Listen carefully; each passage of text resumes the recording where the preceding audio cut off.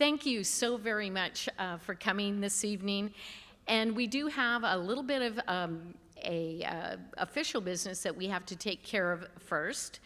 And that is, as this State of the City address is considered a special meeting of the City Council, we are providing individuals with the opportunity to come forward to provide public comment on this specific topic of State of the City. So you will be provided 3 minutes to make your comments, and at this time then, I ask anyone wanting to make public comment to come forward. We have a microphone here, and you have 3 minutes. Do we have anyone wanting to address our City Council this evening at this State of the City? If so, please come forward at this time.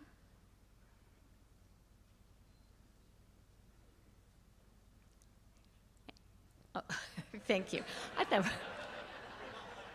Okay.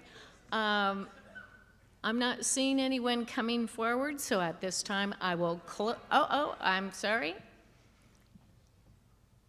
And sir, if you could just give us your name, please. I didn't really want to be first. My name is Carl Rossman, and I was born in Monrovia Community Hospital in 1954, and lived in Doherty most of my life. And the subject is noise. Monrovia has long been recognized as a consummate bedroom community, and being quiet is one of the major requirements of a quiet community. However, lately, the laws and the technology that law enforcement has are not adequate for today's world of 1,000-watt mobile audio blasters driving around on the street, parking on street corners, and entering people's living rooms and bedrooms at night when they're trying to sleep at extreme low frequencies. Much of the sound that's coming out of these so-called boom cars, it's not music. It's something that was created with some software that came with their computer, and they could crank down the volume as low as they want. And I was going to quote an article that I found online regarding this. It's called "Let's Stop Normalizing Noise in Latin America." This is written by a lady, Lucia Jimenez Penuela, translated in English by Rowan Glass. It's in a magazine called, or a website called Global Voice. It's a nonprofit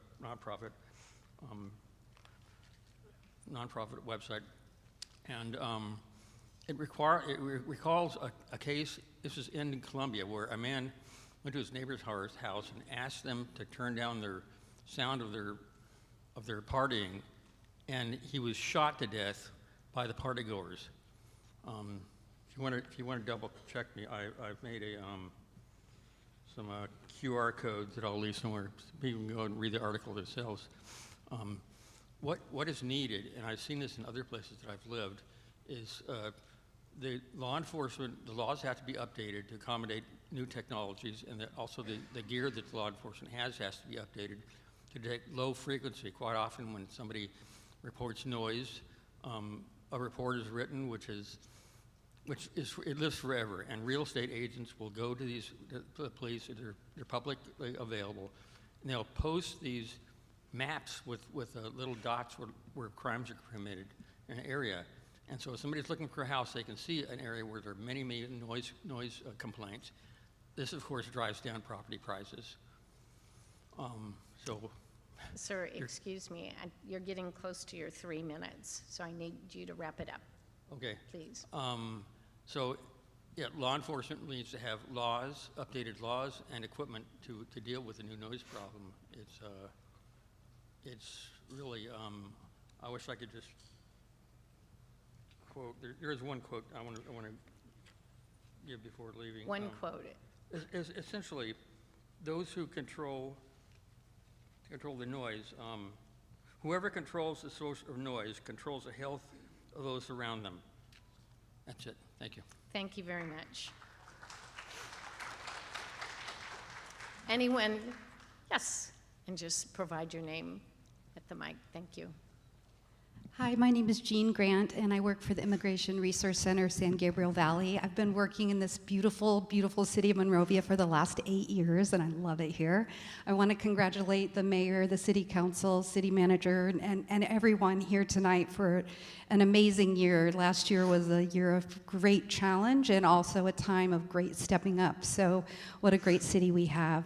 You may have seen some people out front and with signs, and I just wanted to let you know what that really is about. We don't want to forget about Carlos Roberto, who died on the freeway running from ICE agents last August, and we just don't want to forget his memory because he was our brother. He was a good person, and he was a part of our community. So we don't want anybody to forget about him. The other signs that you saw represent the total of 48 people who have died in ICE custody or as a result of an ICE raid over the last 13 months across the country, which is pretty scary. And so all of us are just people of this community that want to make it better, and we want it to be safe for everyone. So I want to thank Becky and everyone who has worked with us at the Immigration Resource Center to find ways to really meet the needs of our immigrant neighbors and to have a great community. So thanks for letting me take a few moments. Thank you.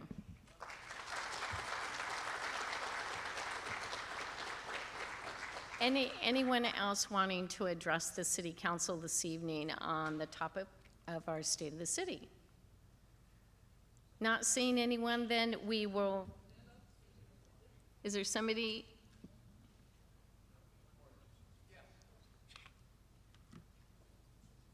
And if you can just give us your name, please. Hi, everyone. My name is Jax. I live in Monrovia. I'm 16, and I'm really passionate about politics and humanities and policy, and that's particularly why I'm here.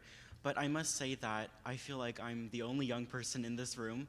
Of course, I see some people my age, but I feel like our city could be doing much more to engage younger people, because when I talk to people my age, they're completely disengaged from politics, let alone local politics. And I think that our lives are mostly affected by our local government, and I'm sure that all of our city council is genuine and authentic, but they need to hear the voices of the younger people.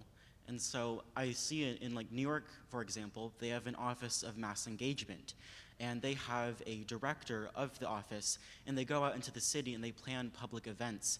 And of course, I'm not tuned in enough to know the entire budget of the city of Monrovia, but I do know that there's more work to be done to engage younger people, whether it's through like postcards, letting people know, whether it's social media, or even just showing up at high schools and speaking on behalf of the council. But with that, thank you.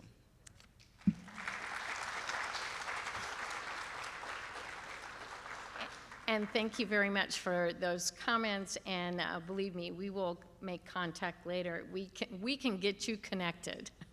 I guarantee you. Okay, anyone else wanting to address the City Council this evening on the topic of the state of the city? Okay, now I think, not seeing anyone, we will then close that portion of our meeting and move on. Again, welcome to the State of the City address, and on behalf of the entire City Council, we are so pleased that you could join us this evening. And for those watching the live stream or for the many replays that will be watched at your convenience for months and months to come, sometimes years. For years, as many of you know, we've held our event at the Look Theater. Well, on February 1st, the closure was very, very sudden and without any notice to us whatsoever. In fact, Brian Ulm, I know he's in the audience here, I found out the theater closed through a post he made on Facebook. And so we had to scramble to find another location, and I want to thank very, very, very much the school district and your staff and everyone that has made it possible for us to have it here, our State of the City. So please.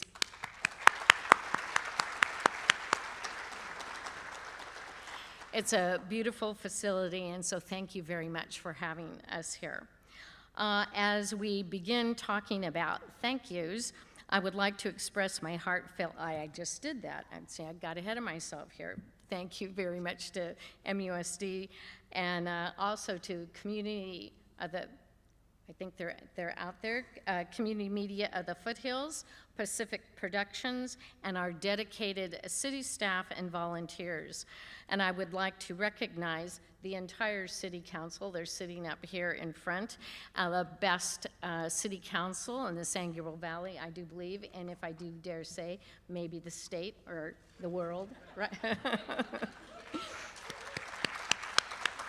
And you'll get to hear, ooh, I have to be careful with that. You'll get to hear from each and every one of them this evening.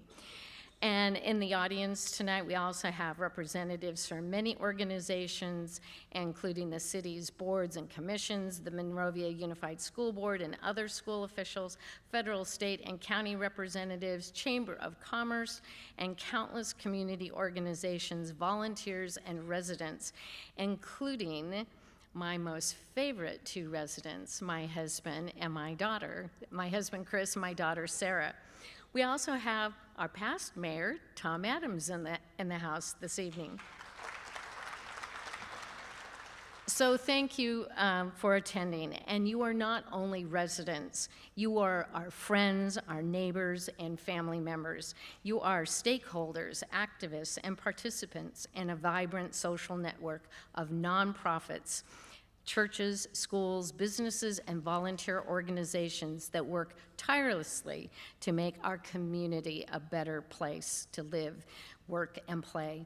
So please join me in a loud round of applause for all the countless, that's all of you, we're applauding each other, that being here today for all the things that you do to strengthen our community every single day.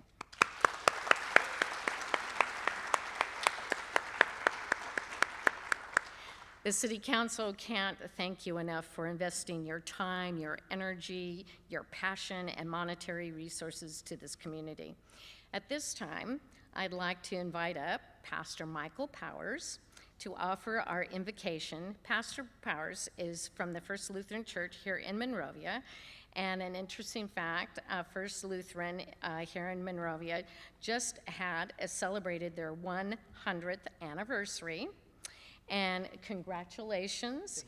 And then Pastor will be followed by Monrovia Boy Scout Troop 66 and Girl Scout Troop 6371 for the presentation of our nation's colors and flag salute. And at that time, we will ask that you please remain standing for our national anthem to be performed by center stage performer Naomi Stone. Pastor, it's all yours. Thank you. Well, it's great to be here tonight. Thank you. And I am so fortunate not only to be part of this tonight, but I have known this fine lady for what? How many decades? Decades now. So it's an honor to be here tonight and to offer prayer for this city.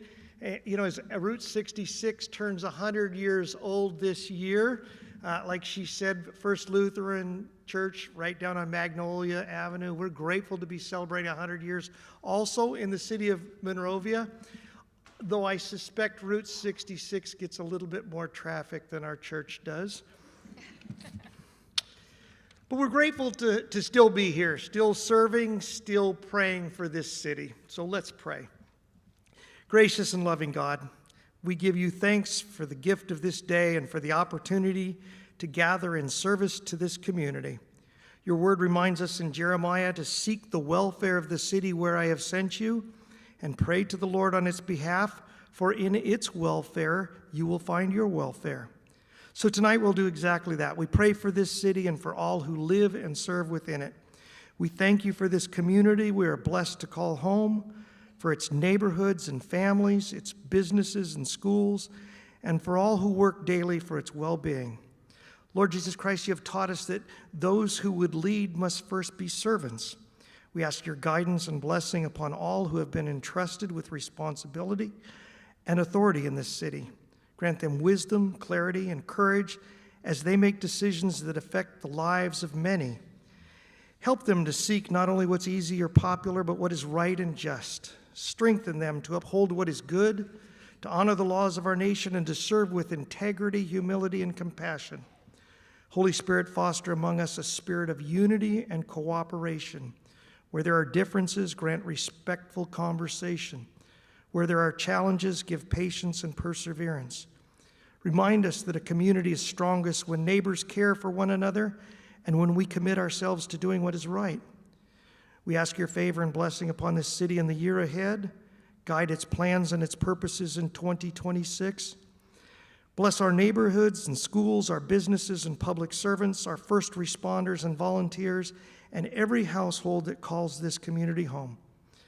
Grant safety in our streets, fairness in our dealings, compassion for those in need, and a shared desire to walk in ways that honor you and serve one another. Bless this meeting and the work that will flow from it.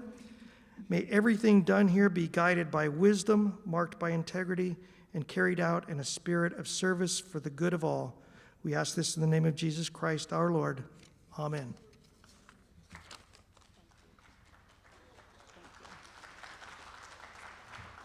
Thank you, Pastor. And so at this time, Boy Scout Troop 66 and Girl Scout Troop 6371, presentation of colors.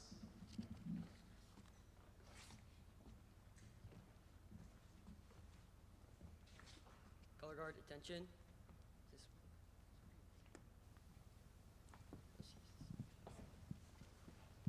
Color guard, attention. Audience, attention. Audience, please rise.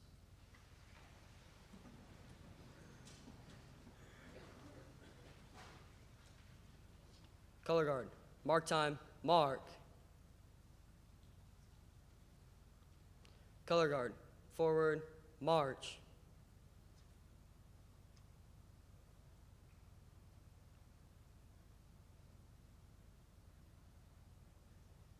Color guard, halt. Color guard, cross the colors.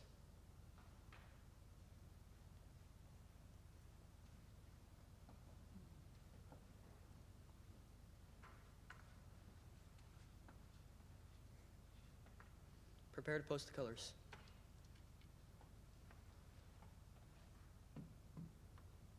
Color guard, post the colors.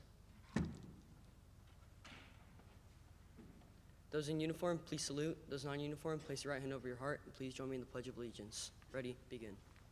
I pledge allegiance to the flag of the United States of America and to the republic for which it stands, one nation, under God, indivisible, with liberty and justice for all. Please remain standing for the national anthem.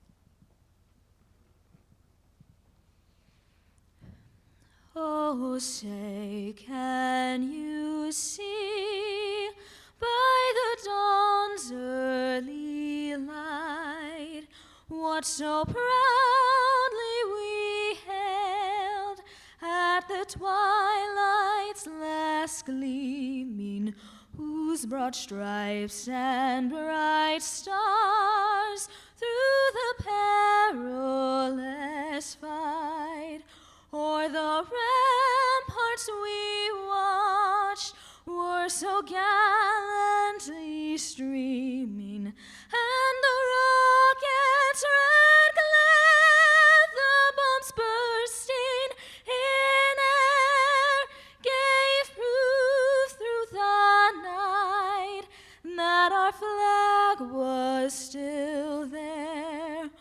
Oh, say, does that star-spangled banner yet wave o'er the land of the free and the home of the brave?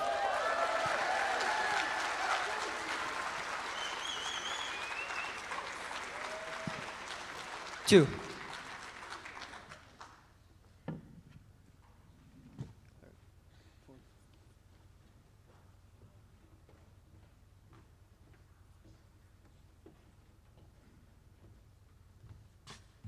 Thank you so very much. And Naomi, that was awesome. Great, great job. You can be seated. And so now we're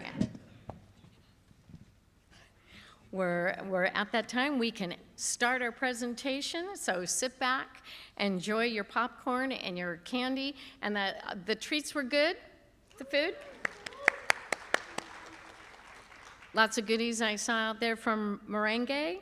And so now it is my opportunity here and pleasure to invite Councilmember Edward Belden up to the stage to start us off. And Edward, the floor is yours.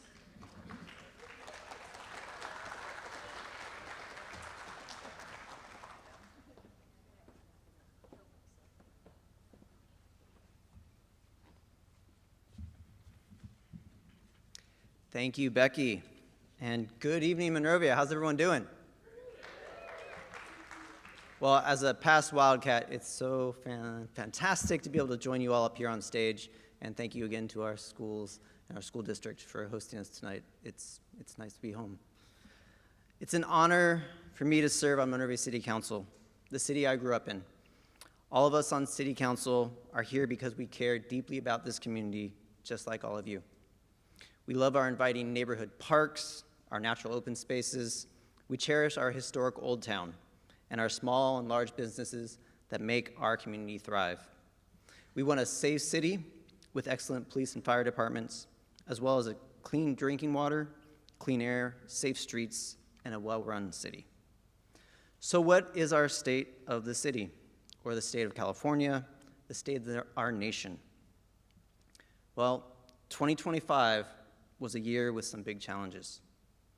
When we last gathered at Look Cinemas last year to discuss the state of our city, our efforts were focused on wildfire victims, in our neighboring communities and a transition in Washington, D.C.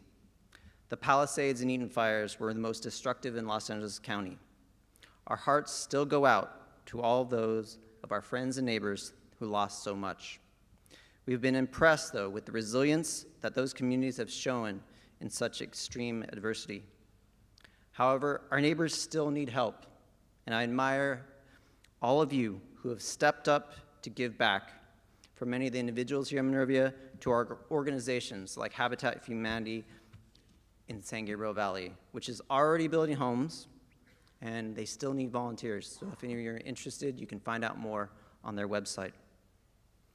Even the city of Monrovia helped to step in, find office space for Amigos de los Rios when they lost their office during the fire. And they're actually currently participating in some renovations and landscaping here in Monrovia High School, and they have some events every Saturday to help out with that. Beyond natural disasters, we've also witnessed challenges to our social fabric and the well-being of our community members. No matter how great of a community we have here in Monrovia, what happens in Washington and Sacramento does impact us. We recognize and we sympathize with those members of our community who are living in fear, are in pain, or have been traumatized, or feel threatened by our own federal government. We see you and we hear you. Government is here to help community, not harm it. I can't even imagine the risks and horrors that many have faced to escape persecution to seek a better life in our country. I'm reminded of our parents, our grandparents, or great-grandparents who immigrated to the United States for the same reasons. I want to thank the Immigration Resource Center of the San Gabriel Valley and all the local organizations that are helping the individuals during these challenging times. We remember Carlos Roberto Montana Valdez, who died while attempting to cross the 210 freeway while fleeing immigration officials at the Monrovia Home Depot. The city has sent a letter to the governor and attorney general requesting copies of investigative reports, and we will continue to seek transparency from our state and federal government in his death.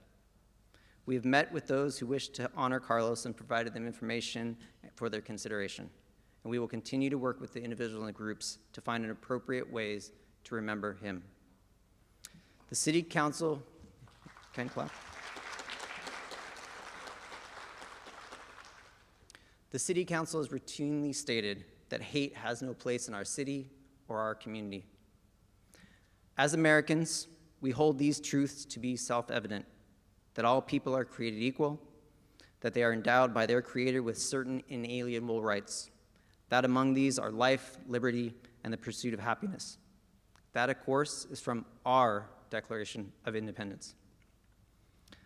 The economic landscapes have also presented some challenges here. Trade wars, tariffs, and interest rates affect the cost of goods and the materials used by manufacturers and the cost of retail items, like cars, which affected car sales at our local dealerships here in Monrovia. Government shutdowns and federal policy changes have also created additional obstacles. Shutdowns affect the timelines of funding, grant reimbursements, and even communication across government agencies. Several of our local nonprofit organizations have lost federal funding for programs that support Monrovians with the greatest needs. Residents are receiving notices that housing, subsidies, and stipends are ending with zero alternatives. Staffing cuts at federal agencies like FEMA create unique challenges. Consider this: after the completion of our recent renovations and improvements, and not only improvements, but repairs, to the Canyon Park Repair Project, the city anticipates that $15.1 million is eligible for state and federal reimbursements. But to this date, we've only received $4.1 million. So as you read about federal agency reductions or reductions in state funding for homelessness, remember that these reductions will undoubtedly impact the city of Monrovia. We watch as also the consequences of climate change affect countless communities. Snow and ice are blanket large parts of our country. Wildfires burn through communities in California, Alaska, Nevada, and Arizona. Record-breaking flooding in Texas, New Mexico, and Northeast. Apart from these state and federal challenges, we have local challenges too. Our school district is grappling with federal fiscal challenges caused by rising costs and declining enrollment. We have small businesses that can't afford the cost of labor, rent, food, and are closing shop. We have residents who cannot afford to live here, let alone afford an unplanned medical bill or a job loss. So what is the City Council's role in the broader context, especially when faced with adversity? What should we do? Can we even do anything? For the City of Monrovia, our mission is simple. We exist to serve the people of Monrovia, to create a community that offers a premier quality of life. That's our purpose, that is our mission. 3 things: to serve the people, all the people, we create community, and we offer a premier quality of life. My desire, and that of all our entire council, is that you trust the City of Monrovia to be your partner when facing adversity or challenge. No matter how difficult, no matter how large or small, we are your community partner. And I firmly believe that. Many challenges can be solved by simply working together in the spirit of partnership and collaboration. Tonight, you will hear about some of our great successes over the past year, but please know we still have many problems to solve together. As our residents, businesses, and schools face these challenges, the City of Monrovia is committed to working together to address those concerns. Just this last year, the city and school district joined forces to find a solution to the Monrovia High School pool and help restore the students' aquatics program. What's more, the school district has agreed to work with us to open 5 elementary school campuses after hours to the public. That's as if we've added 5 new public parks and green spaces for everyone to use simply by working together. Thank you, school district and school board. Just to emphasize that, that's like 8 acres of new park and green space. As we all know, education of our youth is one of the most essential pillars of our community. The city looks forward to continuing to collaborate with our school district over the years to come. The city is stronger when residents are engaged and active. We are sometimes asked what people can do to get more involved, or maybe aren't sure where to start. Most of you probably already have started, though. Well, we have countless opportunities and options if you haven't. You can join our Monrovia Area Partnership Leadership Academy, or host a neighborhood block party with our free block party trailer. You can join the police department's Citizens Academy and see what community policing really means. or participate in one of our great other organizations that help make us the community we are. One of our most successful partners, Monrovia Reads, is hosting a new program this year called One City, One Story. You can join thousands of Monrovians by reading The Bear and attending any of their series of activities and events.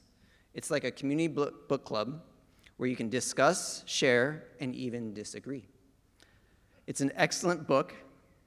I did say it's an excellent book, Becky. That involves Monrovia's favorite animal, a bear, and also our connections with nature. In 2026, I think we could all benefit from more friendly discussions, sharing of ideas, and civil debates. We often forget what makes a great team is the diverse perspectives and those diverse talents coming together. I'd like to share a sentiment that Barbara Golar shared with us the past city council meeting while offering the invocation. May we remember that unity is not sameness, but a commitment to listen, to respect, and to work together for the common good. Whether we're coming together to preserve our history, build a more resilient future, celebrate with community events, or tackle challenges, partnerships are what what helps make Monrovia thrive. It's all of us, all of you, working side by side that makes this community so special. So thank you for that. I would now like to welcome Mayor Pro Tem, Dr. Tamla Kelly, to the stage for her remarks.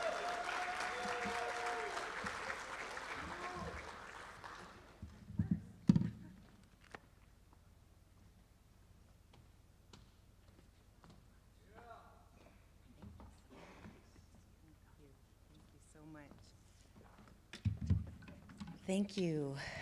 I'm a little taller than them, so I think I need to pull mine up a little bit.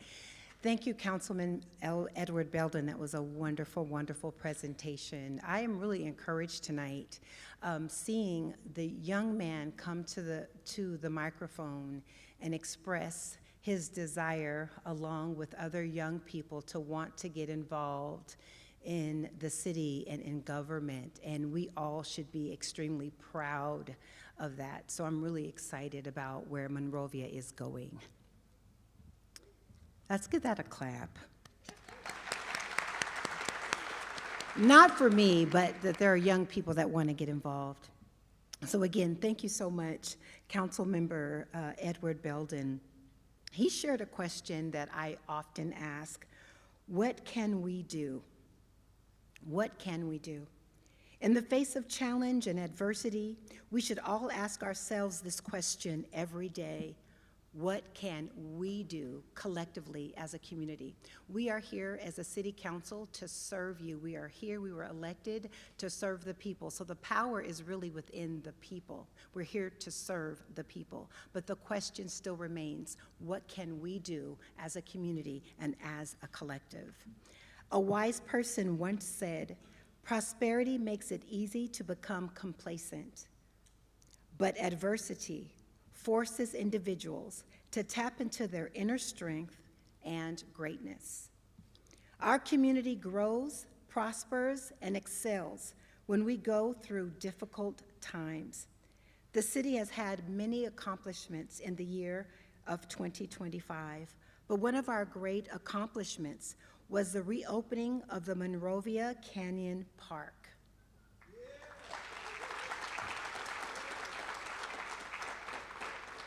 After 5 long years, on June 27th, we welcomed the community back to the park.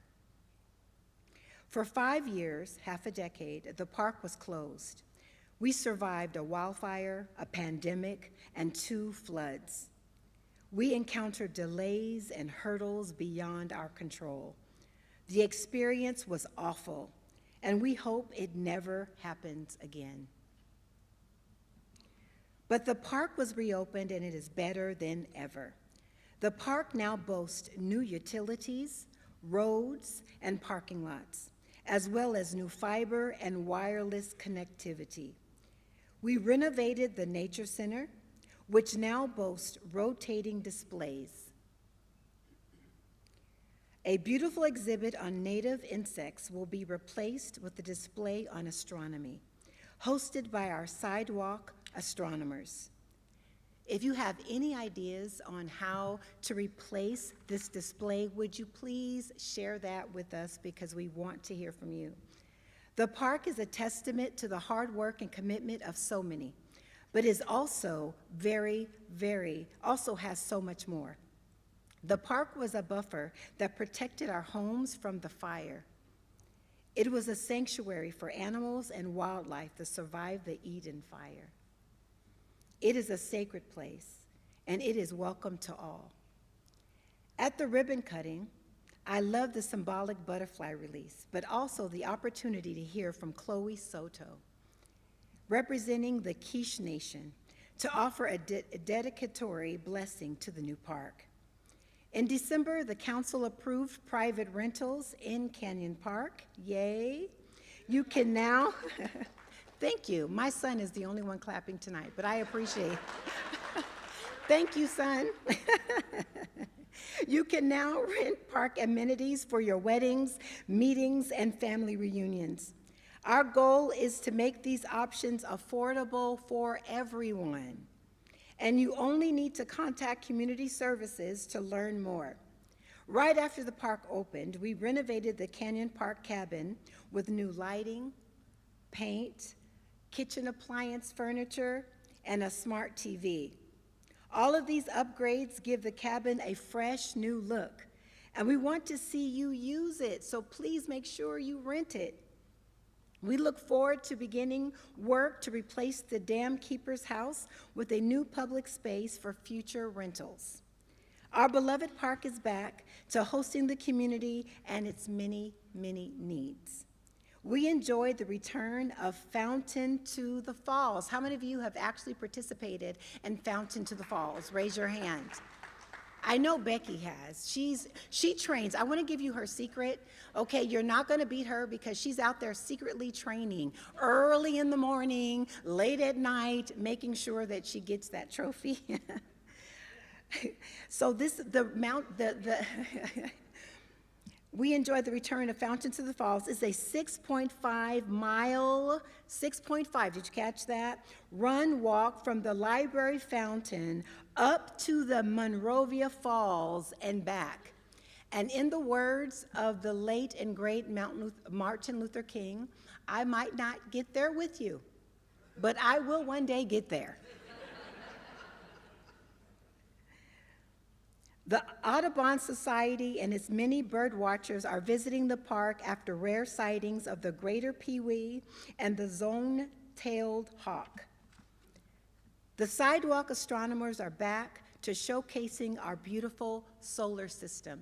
And I don't know if you ever participated in this, but I had the opportunity to look through that telescope and you could see those planets like never before. So we really want you to participate in that. It's such a beautiful sight. It actually brought tears to my eyes. All from the lookout at the top of the park, from hiking groups to reading events, community meetings, and even voluntary service projects. Canyon Park is open and active as ever, and we still wanted more. Last month, we dedicated the city's 9th public park.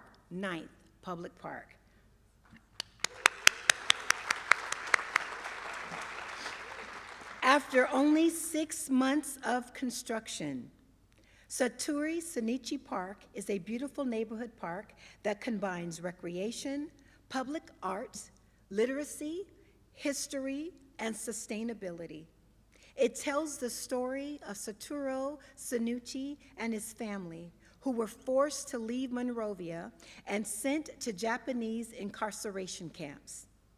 But fitting for the park, the level of community engagement to design such a thoughtful, intentional tribute to a beautiful story. In December 2025, the City Council made an important decision to repeal 2 World War II era ordinances that once supported the unfair treatment and incarceration of Japanese Americans. For many, repealing these unjust resolutions reflects our commitment to inclusion, to justice, while also embracing the love of our parks and open spaces, history, and community literacy.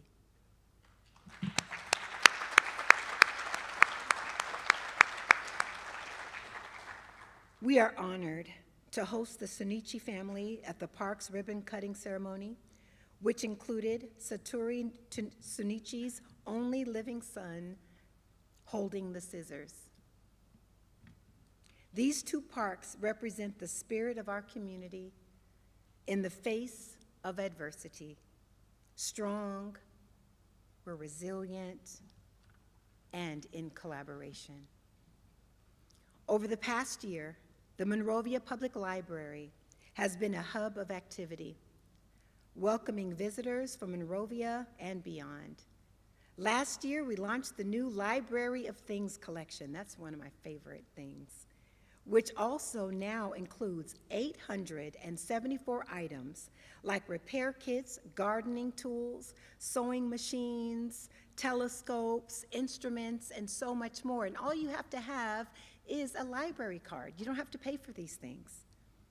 Our library also offers excellent services like the Veterans Resource Center, adult literacy services, and the Teen Advisory Board.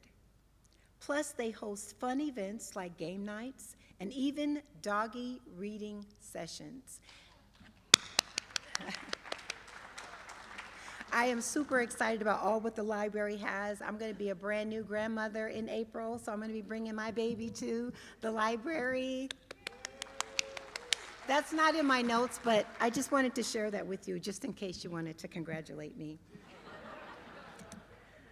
Last year, the Monrovia Public Library hosted 106 literacy programs, added 6,381 items to their collection, bringing the total to just 76,221. We issued 4,285 new library cards for a total, get this, we have a total of 86,939 library cards floating around. So if you don't get to check out that book, just wait. You'll get to it.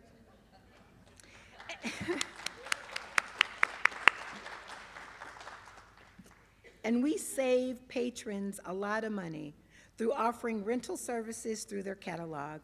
We're truly fortunate to have a library team that puts so much care into making every visit special, whether you're looking for a book or a bike repair or library, our library is here for you. And now for a special treat. For the first time at the State of the City, will you help me invite our loving, our kind, our amazing city clerk, Alice Atkins, and our city treasurer, the one and only Janet Wall, to provide a report on our municipal elections and the state of our finances. I know that's why you are here tonight. Please join me in welcoming Alice and Janet to the podium, the Dream Team.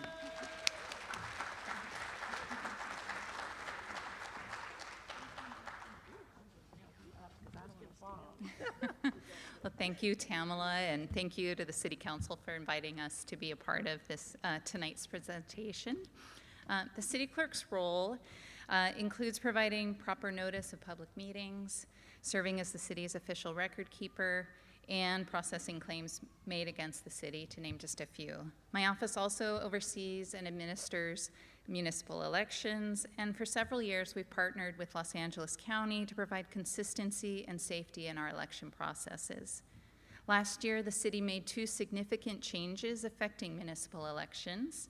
The city changed its municipal election date to coincide with a statewide election date in each even-numbered year.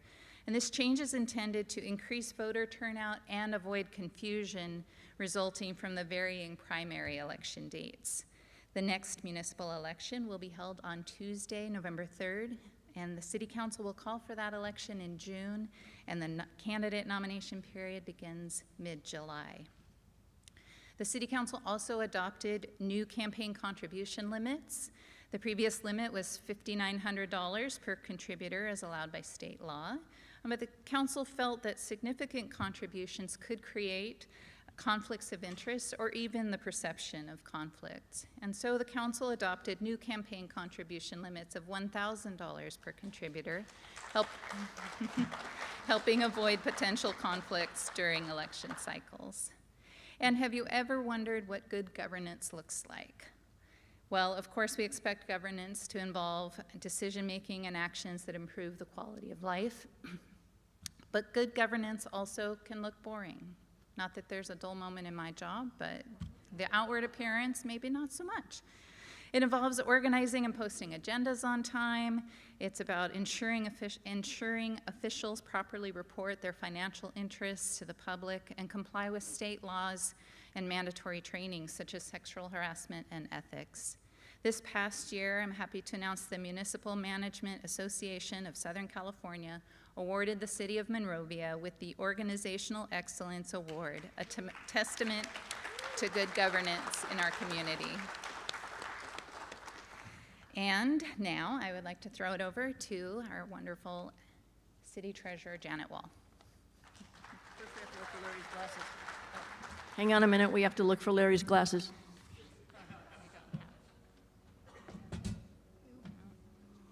You can use mine when I'm done, Larry. Thank you for taking that horrible picture down earlier. In my defense, that was at One City, One Story. It was hot, and we were all having fun, so. Okay, so as your city treasurer, I serve as an elected representative and custodian of public funds. I attend audit committee meetings with the city council, staff, and I help monitor the management and use of our tax dollars. I have never been prouder of this city as I am when I watch the staff take such good care of our tax dollars. They spend and watch that money like it's their own. For as long as I can remember, the city's independent auditor has issued the highest opinion for the city's financial records. They are free of material weaknesses, and what's equally essential, the city's fiscal health is strong. I'd like to share some information about the city's most recent audit for the fiscal year 24-25. So here come a bunch of numbers. The city's overall net position, meaning total assets minus total liabilities, increased by $26 million during the year, resulting in an end net position of $74.79 million. That's a clap, you guys. The general fund, which is like our primary checking account, closed the year with a positive ending fund balance of $24.84 million. Don't you wish that was in your checking account? Several key revenue resources also demonstrated growth, including property tax revenues, which increased $1.07 million over the prior year, and the transient occupancy tax, or TOT, which increased by $0.97 million over the preceding year, so yay hotels. The city's total asset balances increased by $25.9 million, or over 9.6% over the prior year.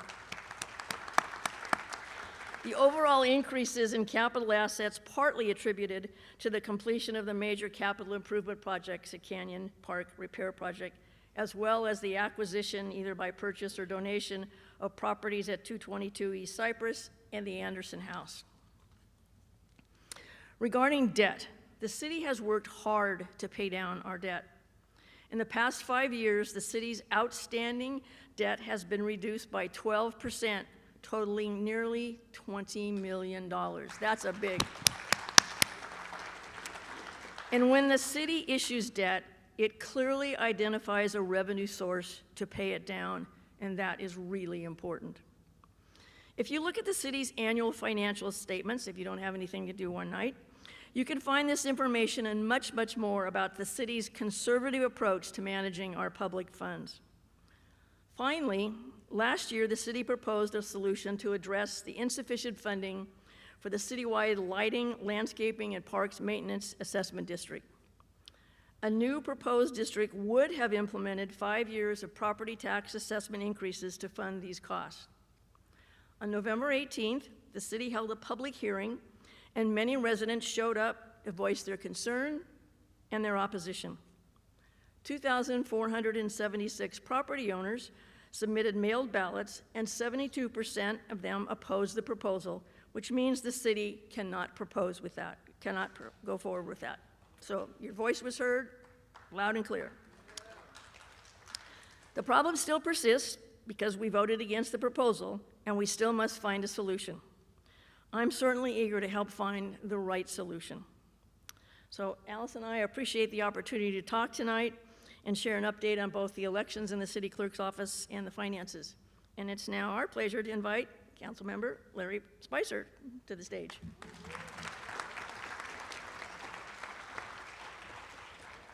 You want these?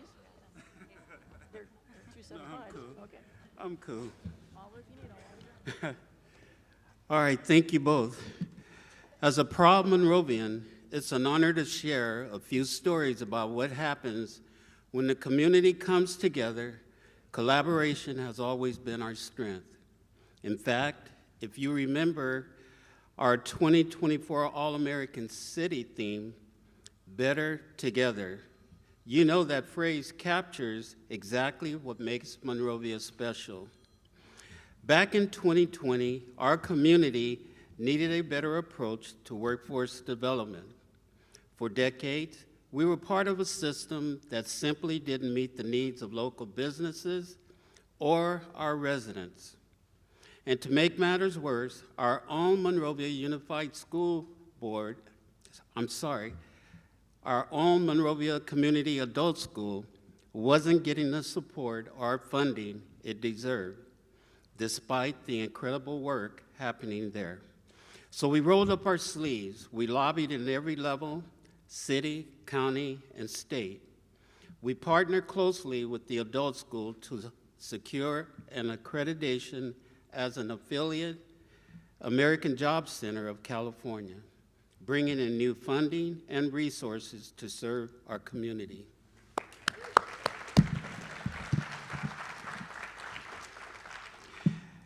And if you've been to one of the job fairs lately, you wouldn't be able to tell the impact. They now welcome nearly 500 people at each biannual event. If you're looking for a better job, or if your business is hiring, this is the place to be. I was proud to stand at the grand opening and ribbon cutting of the state's newest American Job Center of California, right here on Mountain Avenue. And speaking of Mountain Avenue, have you driven it lately? My goodness, talk about a smooth ride. And the only street that might top it is Peck Road. As a lifelong Monrovian, I can honestly say I've never seen Peck Road look this good. Thanks to Measure K, the city invested nearly $5.5 million to resurface these two major corridors, and the results speak for itself. Now, you can't talk about workforce or infrastructure without talking about broadband and cell service. If you don't think these are critical, just remember the last time the power went out and you couldn't get on Instagram or Facebook. Connectivity is essential for businesses, education, public safety, and everyday life. So that's where Medea comes in, our regional tech community representing Monrovia, Arcadia, Duarte, Erindale, Azusa, and Glendora. They help advise elected officials on all things tech, especially how to improve internet access. Today, 95% of Monrovia has access to high-speed fiber, with some providers offering up to 10 gigabit service. The council will soon review a broadband study that will guide future improvements across the valley. And with new cell towers like the one on Norumbega Drive, we're finally seeing better service in our foothill neighborhoods. We've also strengthened our support for mental health through our partnership with Care Solace. Anyone, and I repeat, anyone can get connected to mental health resources. In 2025 alone, Care Solace helped more than 4,200 people, answered nearly 1,000 calls, provided over 4,200 services, and match individuals to care within 1 to 5 days with a 90% success rate.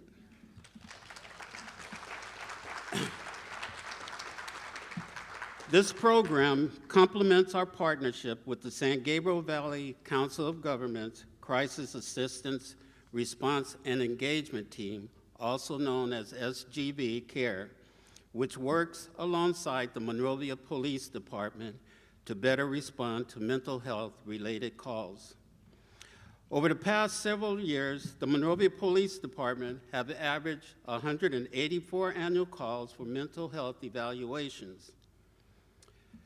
As a result, proactive work of the officers and clinicians following up with individuals, checking on treatment progress, and connecting people to services. Since the program began, the team has made 331 in-person contacts and 325 follow-up calls. These efforts earned the Monrovia Police Department the 2025 Excellence in Community Policing Award from the Police Officers Association of Los Angeles County. A well-deserved hand to our PD force. We are incredibly proud of their work. And there's one more project that truly reflects what partnerships can accomplish with the Pathway Home Project. This effort brought the city, Los Angeles County, and a local hotel owner together to create temporary housing for people experiencing homelessness. The results were remarkable. 57 individuals came off the street, received wraparound services, food, medical care, and later this month, every one of them will transition into permanent supporting housing in Baldwin Park.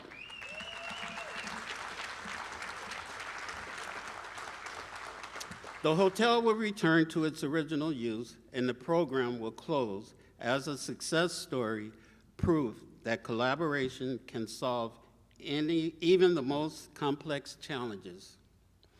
We know we won't solve homelessness entirely, but we are doing our part. The annual point-in-time count isn't perfect, but it is important. And when you look at Monrovia numbers, you can see the progress we're making, and with continued effort and your support, we will keep moving forward. There is more work ahead, but we remain committed to tackling the biggest challenges facing our community. And as always, we'll do it the Monrovia way together. Now, I want to bring up a colleague I deeply respect, soon to be Mayor Pro Tem, Councilmember Sergio Jimenez. I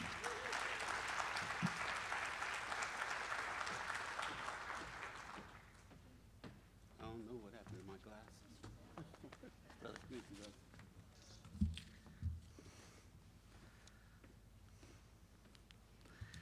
Good evening, everybody.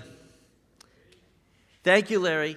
I think that oftentimes we're so focused on pursuing our goals and accomplishing a task.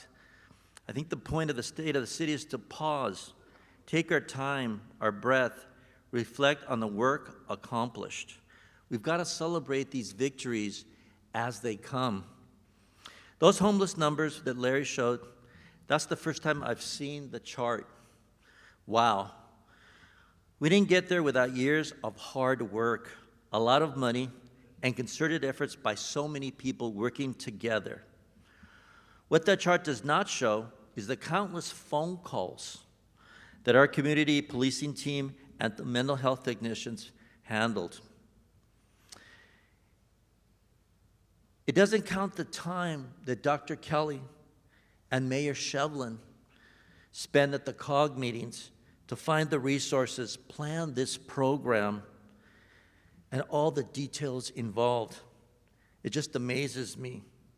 The decline in the number of homeless people, the help that was given, it didn't just happen. Monrovia made it happen.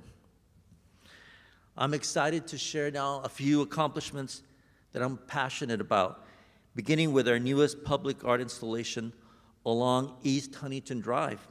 Perhaps you've seen it, an ode to an old road. That is our Route 66 tribute. We started working on this mural several years ago in anticipation of the centennial celebration of our most famous road in America, Route 66.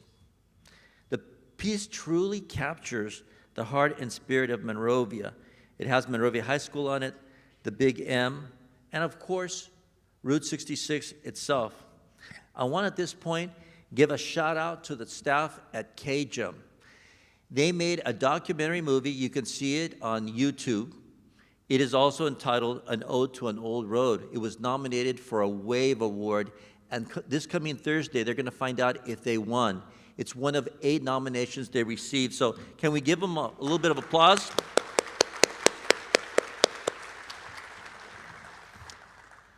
The mural project took months of hard work, including road closures and a crane. And the skill involved was remarkable. Now Huntington Drive has been transformed through public art, and we're excited that everyone's coming to Monrovia to celebrate the centennial of Route 66 can experience this artwork. Easy project, it was not. But the result is the largest mural in Monrovia and a beautiful testament to our community. And we completed it just in time to break ground on a federally funded streets project. After nearly 15 years, large sections of Huntington Drive are going to be replaced, just like we saw on Peck Road and Mountain Avenue. We'll finally have a new road surface to celebrate Route 66. And we're going to begin the celebration soon on the centennial of Route 66 in Monrovia. Starting on April 30th, there's going to be a cruise on Route 66 here in Monrovia. And then on May 3rd, there's going to be a car show at Rec Park, so stay tuned for all the details. In addition to this wonderful new mural, our Art in Public Places program brought 13 new projects to life in 2025, including 5 art boxes and 7 footnotes, all created by talented local Monrovia artists. Altogether, Monrovia now has 186 art installations across this wonderful all-America city, our home, Monrovia. We strive to find creativity and talent right here at home, and we're looking forward to welcoming visitors and neighbors alike to enjoy our public art programs. 2025 was also a year for Old Town Monrovia. It was the start of the year and a start of a lot of activity. There was much concern about not one, but 2 large housing projects at the edge of Old Town. These projects rightfully concern the community. We fielded countless calls from concerned citizens regarding the density, traffic, construction, and more. What's worse, we knew that state law allows such developments, and failure to comply would certainly result in litigation loss for the city of Monrovia. But as Edward said, what can we do? In March, we learned that the owner of the Oak Park Apartments considered selling the 156-unit development and the rights to develop its planned 6-story, 296-unit proposal. The city got quickly to work. The city worked quietly behind the scenes to find a suitable partner on the project, resulting in partnerships with Foothill Affordable Housing Foundation and the Foundation for Affordable Housing. Together, a proposal would include purchasing the property and converting 100% of the units to affordable housing. The new project proposal has been, the old project proposal with high density was abandoned. And what our community got in return was a 100% affordable housing project with the preservation of the current building. The new owners didn't even displace the tenants. So I think that deserves a little bit of applause.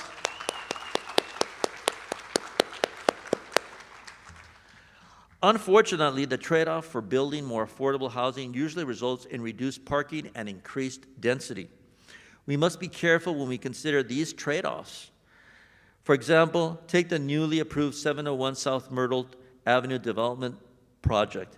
The city's general plan calls for the creation of walkable mixed-use projects along South Monrovia.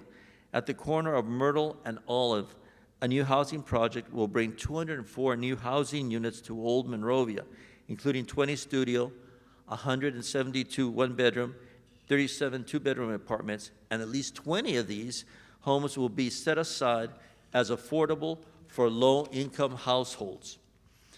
The project will also include a public plaza, much like the one that we've all seen at Paragon, with places to sit, shade trees, decorative paving for everyone to enjoy, knowing that the site was approved for multifamily housing. We worked with the developer to ensure the right project along our Old Town corridor. The project itself would include commercial uses along Myrtle Avenue, including affordable housing units, to ensure that the developer complies with high-quality, objective design standards. Take, for example, these two projects. One was approved in the city of Monrovia. The city of Arcadia approved the other all on the same night. Even when the state of California tells us to get rid of your design standards, we will always seek what's best for Monrovia. And while the idea of more housing certainly makes many of us cringe, the fact is that we need more housing to meet our community's needs. Like many Monrovia parents, I'm concerned about whether my child can afford a home. Your child and my child shouldn't have to move out of Monrovia to live the American dream. Last year, the City Council adopted an inclusionary housing ordinance which requires market-rate residential developments to include affordable housing within the project. This ordinance is not required by federal or state law. However, this tool will help address the affordable housing shortage in our community. The ordinance will apply to new residential developments, including Station Square Transit Village, West Huntington Drive Corridor, and South Myrtle Avenue Corridor. But it also applies when anyone requests a change to our general plan, proposes more density than allowed, or wants to build housing in a non-residential area, which of course is now permitted under state law. We also updated our rules for accessory dwelling units, ADUs, and junior ADUs to make it easier for any homeowner to add these much-needed homes to their properties. By reducing barriers and streamlining the review process, residents now only need a building permit to get started. We also created a catalog of pre-approved ADU plans that our city has already reviewed to ensure compliance with all design and code requirements. This means homeowners can save both time and money while helping to provide more housing options here in Monrovia. Old Town is the heart of our community. Last year, we were thrilled to welcome back the Taste of Old Town, thanks to our Kiwanis Club of Monrovia. For the first time since 2019, 54 local restaurants hosted nearly 1,000 participants in a showcase of local culinary options. Add local merchants and musicians, and you have a wonderful special event that complements the others, such as our Wine Walk, Monrovia Days, and nearly 30 others that all converge right here on Myrtle Avenue in Monrovia. And finally, perhaps the most significant effort regarding Old Town, historic preservation. Last year, the Monrovia Historic Preservation Group undertook planning and research to nominate Old Town Monrovia for the National Register of Historic Places. So a little applause. As we all patiently await the response, we are eagerly optimistic that the National Register status will bring increased focus, funding, and prosperity to the heart of Old Town Monrovia. Preserving our city's history is something we all value. We can't thank MOPIC members enough for their dedicated efforts to support Monrovia's historic resources. And now, I would like to invite up our Mayor, Becky Shevlin, to the stage.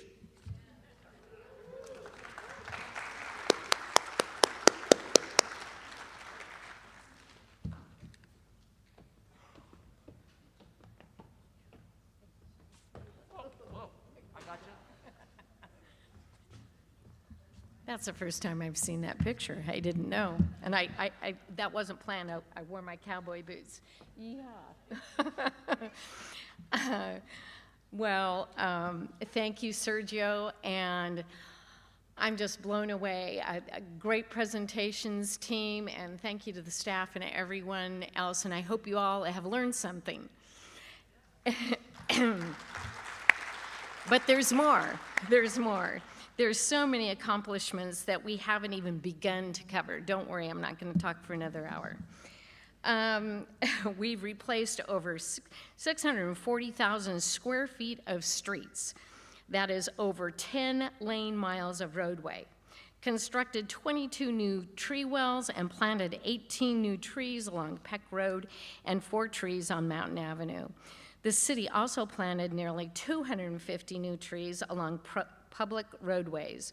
And special thanks to our partnership with the California Native Plant Society, the city donated 150 trees at the MAP Neighborhood Conference in April and 250 trees to those attending the native plant sale in November.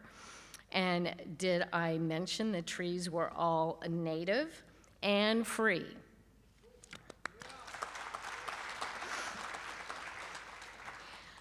We replaced 3,112 square feet of concrete sidewalk, and through a partnership with Southern California Edison, over 1,600 streetlights were converted to LEDs. This conversion saves nearly 500,000 kilowatt hours of electricity per year.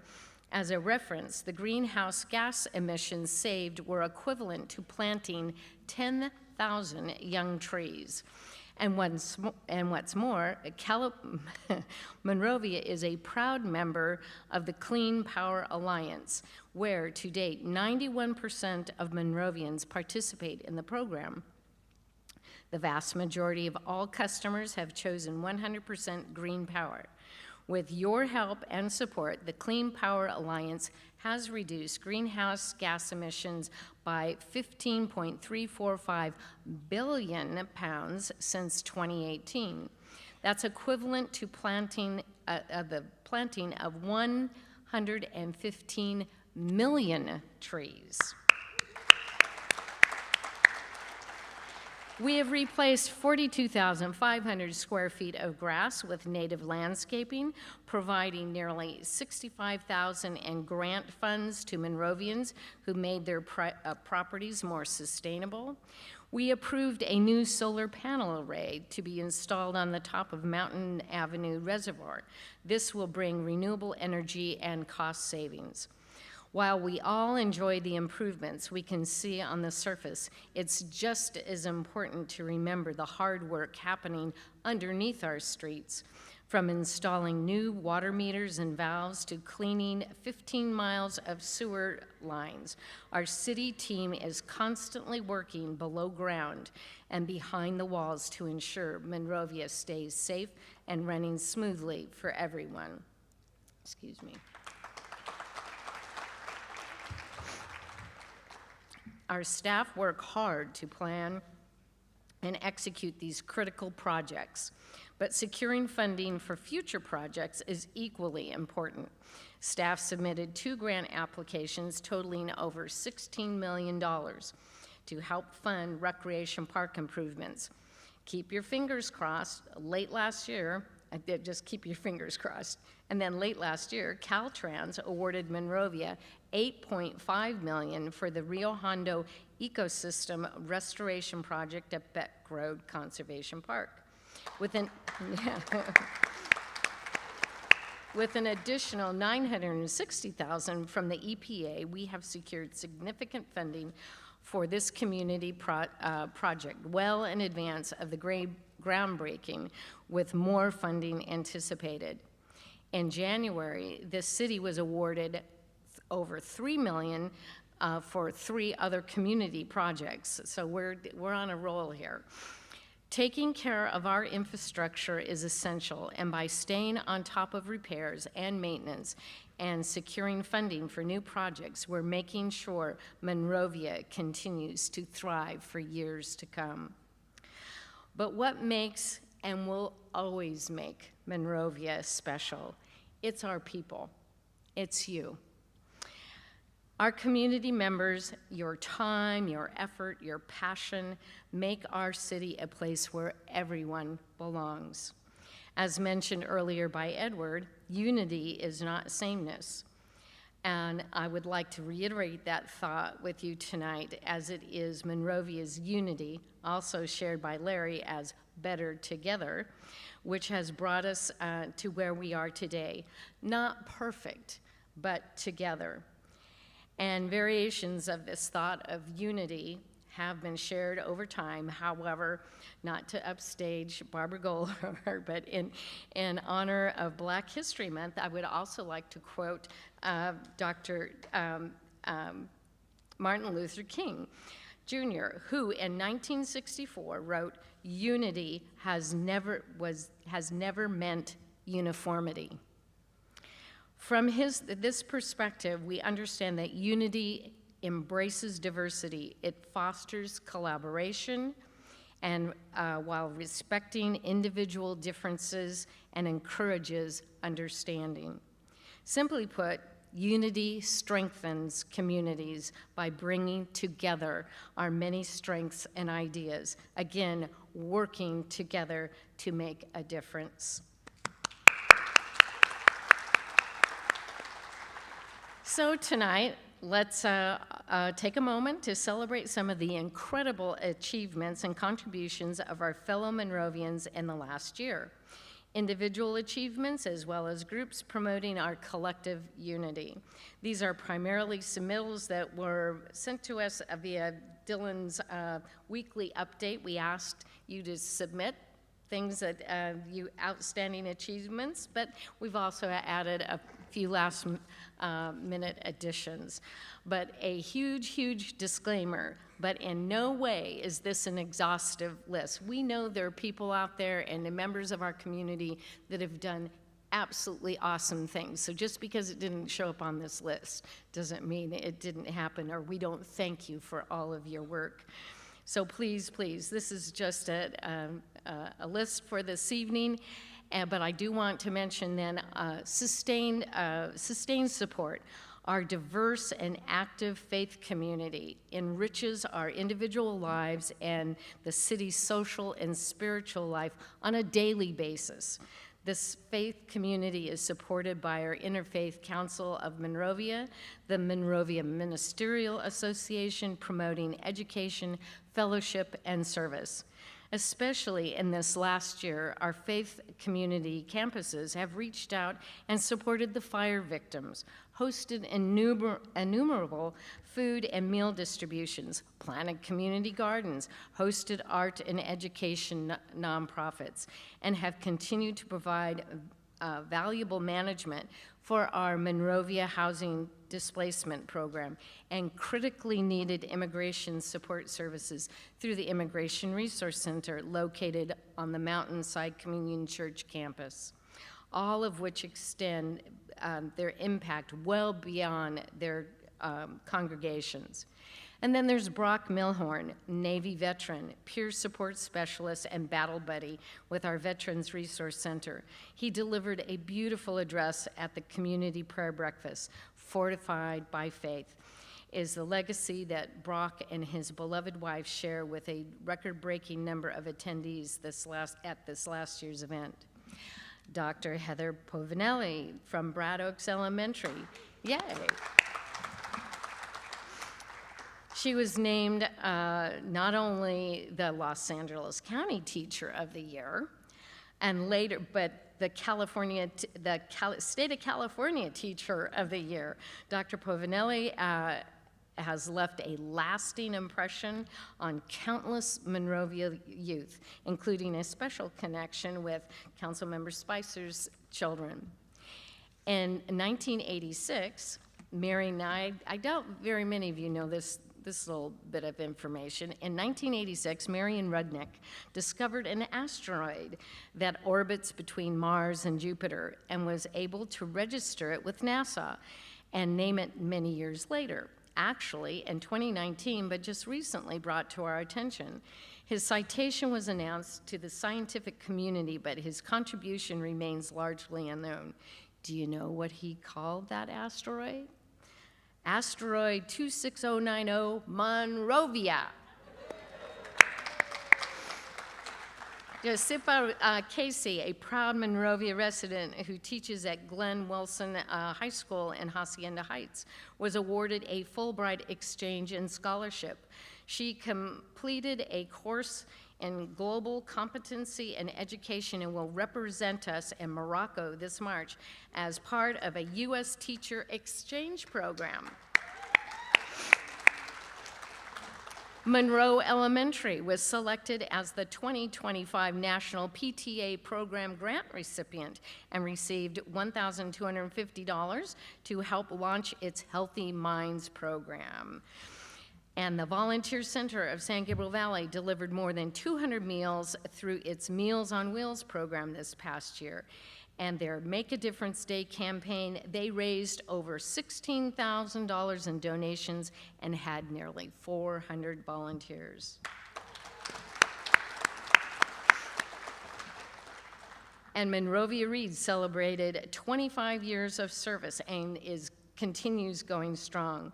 We are thrilled to share that our very first Joanne Spring Scholar graduated and is now a new teacher. Please be sure to join them at their upcoming So All May Read event and fundraiser in May. Food Ed marked its 5th anniversary as a nonprofit and has now grown to support 8 school gardens. Last year, they received a $30,000 award from Clean Power Alliance for their entrepreneurship program.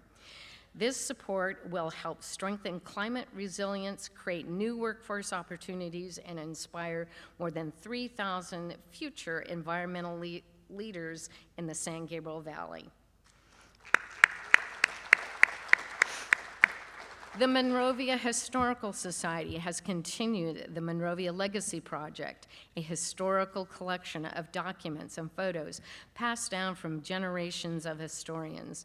The online connection now can be has been searched over 100,000 times.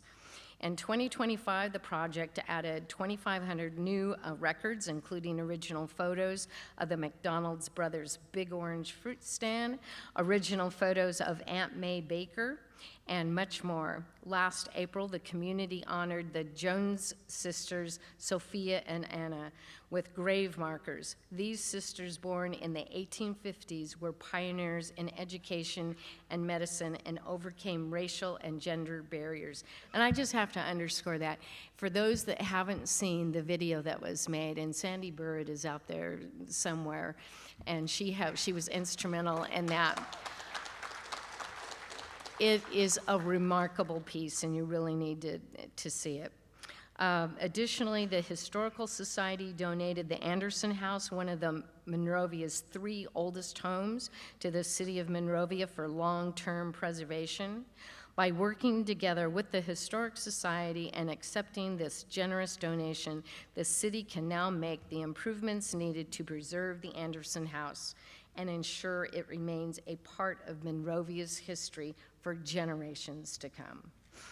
Yay. Empower, Monrovia's Parks, Wilderness, and Recreation generously donated $15,000 in scholarships to support our youth. The Monrovia Doherty Black Alumni Association awarded 11 scholarships to graduating seniors from Monrovia and Doherty high schools, totaling $12,000.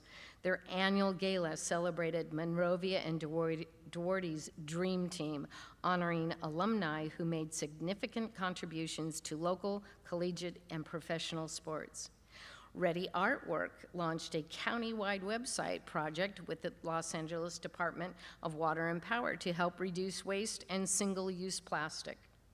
Grow Monrovia planted more than 2,200 native plants last year, helping to make our city greener and more beautiful. Silk Technologies was named a 2025 Automate Innovation Award winner and hosted the Optical Society of America, including a tour of their facility for international attendees. I did have the opportunity to attend that event, and it was really interesting to meet so many visitors from out of the country, and a great great press for our Silk Technologies. Anyway, and then in January, I mentioned that in the opening, First Lutheran Church in Monrovia celebrated 100 years of service to our community. Yay! Todd Cameron raced his 114-year-old motorcycle all the way across the country. Leslie Rook was recognized for running marathons in all 50 states. Kate Weisner put on a U.S. women's national soccer team jersey and scored her first goal as a representative of the United States.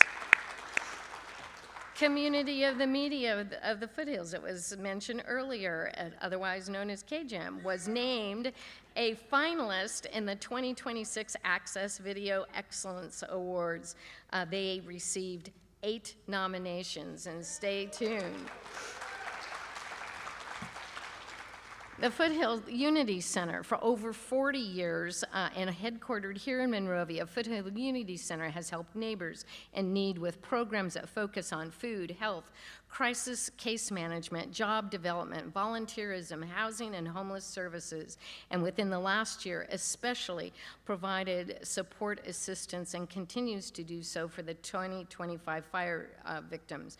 Their 46th annual Golden Plate Award honors the seeds of hope planted by community heroes. This event is set for March 26th this year. And since 1990, Habitat for Humanity has had a presence in Monrovia, where they promote home as the foundation on which we all build our lives. In 2025, Monrovia Habitat for Humanity especially provided and continues to provide support and assistance in rebuilding for those who lost their homes in the January 2025 fires. We can clap. All of these are clap-worthy. Center Stage, Inc., for over 25 years has been transforming lives by combining artistic excellence and performing arts with mentorship, community, and opportunity for our children and families from every walk of life, and empowering them with skills, confidence, and creativity through the performing arts. And now they have expanded into 21 schools. Keeley is very, very, very busy. In addition to their commitment to Monrovia with a recently expanded studio that they just opened on Huntington Drive. It's actually the old Habitat for Humanity offices on Huntington. After much anticipation, we finally celebrated the grand opening of In-N-Out. Yeah. People came from all over to join us. Even a few pythons, if you caught that story, decided to stop by for a visit.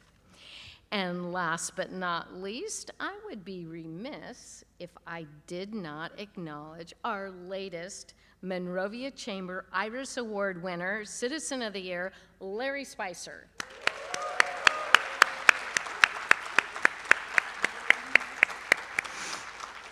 Again, Monrovia is a special place because of every one of you. And it is truly our honor to serve as City Council. 2026 offers us many opportunities to achieve great things. The Community Center is in plan check, which is beyond exciting, and we expect to break ground later this year. And while there are still details to finalize, we are excited about the opportunity to acquire the Big M. We are already working, yes. We are already working on preserving the Anderson House and look forward to protecting the 1892 Victorian at 222 East Cypress. And of course, we're just beginning to discuss how to address a closed middle school, a downtown theater, and even a large manufacturing facility known as Common. But we are up to the challenge, and we all aspire to lead our community to a better future. I can't wait to see you all at our many upcoming events and activities, starting with carriage rides on Valentine's Day later this week. And you can find many events and activities on the city's website, all of which improve the quality of life for our residents. And don't forget the city manager's weekly update. You can get it online. You can subscribe very, very easy, and it'll come directly into your email inbox, or we post it all sorts of places. At any rate, on behalf of the City Council, I did want to say one thing before I formally end. And I know we've had a lot of events, and we've got one coming up, a retirement event. Buffy Bullis, we just said goodbye to. She retired, our financial director. And Tina Cherry, I know you're out there. She retires this month. And I just want to say thank you, Tina, for your many years. We love you, and we're going to miss you. So, can we get the mic, please? No, you can't. Can we get the mic? No, come you're on. Not going to do come on. This. Come on. Would you please stand and join us in singing happy birthday to Becky? Ready? Begin. Happy birthday to you. Happy birthday to you. Happy birthday, dear Becky. Happy birthday to you. And many more. Thank you. Well, thank you very much. I told them they couldn't do that. We did that last year, and I said we didn't need to repeat it. But on behalf of all the city staff, our city council, our city clerk, and city treasurer, and for all of you, thank you so very much for coming. Thank you to the school district for this wonderful venue. I can't thank you enough.